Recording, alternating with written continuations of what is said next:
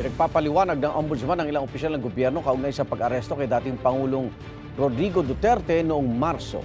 Sila ay sinadya Secretary Jesus Crispin Remulla, Interior Secretary Jun Vic Remulla, PNP Chief Romel Marbil, PNP CIDG Chief Nicolas Torre III, at Special Envoy on Transnational Crimes Marcos Lacanilao.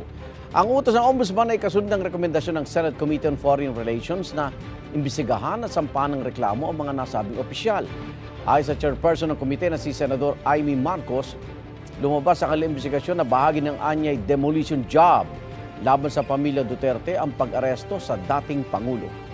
Itinanggi na yan ni Pangulong Bongbong Marcos. 10 araw ang binigay ng Ombudsman sa nabanggit na 5 opisyal para sumagot. Sinisika pa ng GMA Integrated News sa makuha rin ang kanilang mga pahayag. Igan, mauna ka sa mga balita, mag-subscribe na sa GMA Integrated News sa YouTube para sa iba't ibang ulat sa ating bansa.